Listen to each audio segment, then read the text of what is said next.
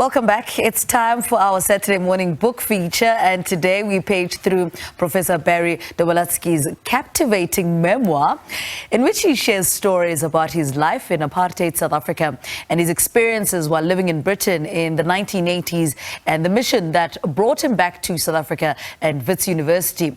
Well, for the first time, Professor describes his contributions to the success of Eskom's mass electrification drive of the early 2000s. And his support of the growth of South Africa's digital economy and founding the Tshimologong Digital Innovation Precinct in Braamfontein.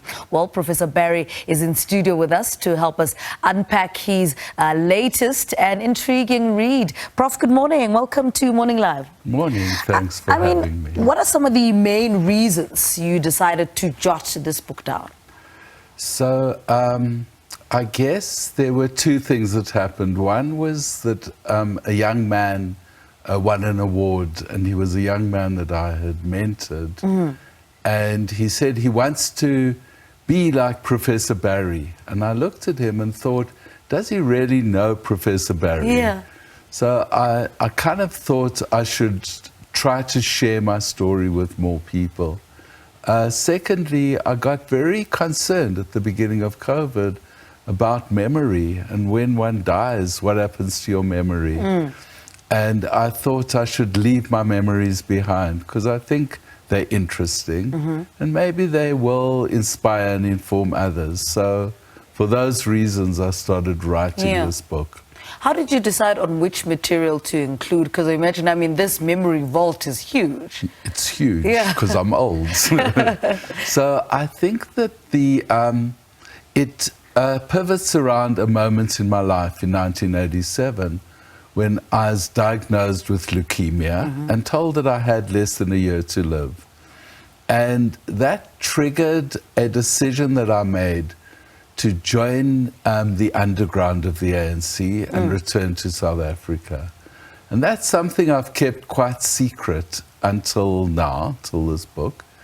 But I came back to participate in providing mechanisms for secure communication between the ANC leadership abroad and ANC people in South Africa. This was in the late 1980s. And my cover was to work at Wits University. And it then became more than a cover.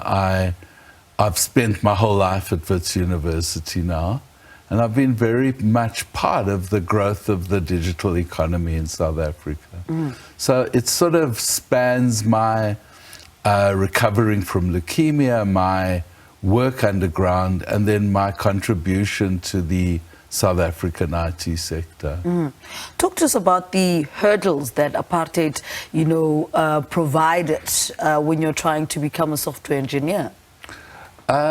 So I guess apartheid didn't really provide hurdles then.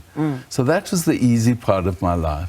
Being a white South African from a middle-class background, I was privileged enough to be able to go to university to study and to do what I wanted to do.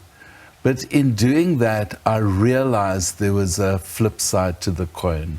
I joined an organization called SABC, the South African Voluntary Service. And as a student, we worked in rural South Africa.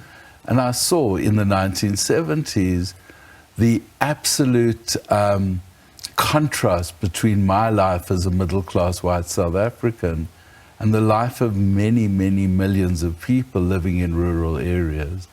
And that really triggered for me the need to participate in changing South Africa. Speak to us about the significance of the title, given your background, but I like how did you arrive at Coded History? So the book is called Coded History, My Life of New Beginnings. And I guess that the new beginnings part is that moment of finding out that I had terminal cancer and deciding to set off on a new beginning.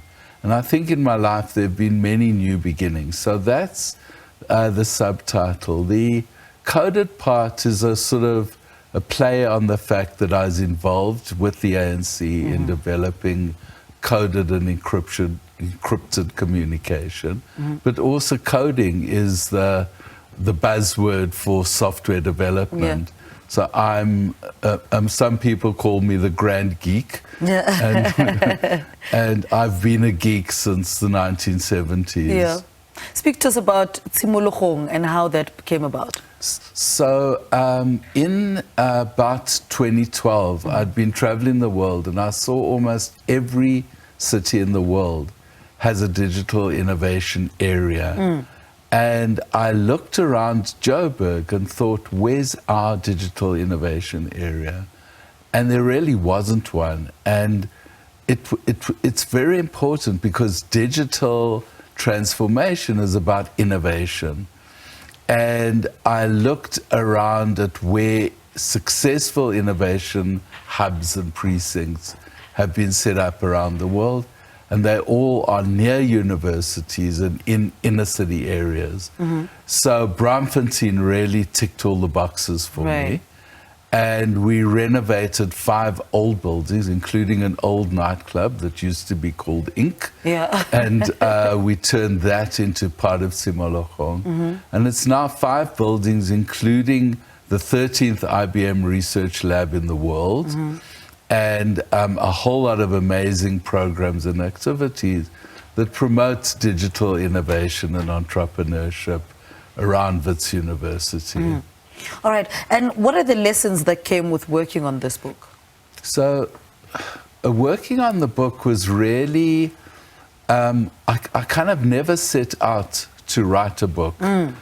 I wanted to just capture some of my memories to share with my children and my family. That's what I thought of it. But in a way, this book wrote itself, because when I started writing down my memories, one memory linked to another until stories started to flow out. So I don't think I could ever do it again, because it just was a moment.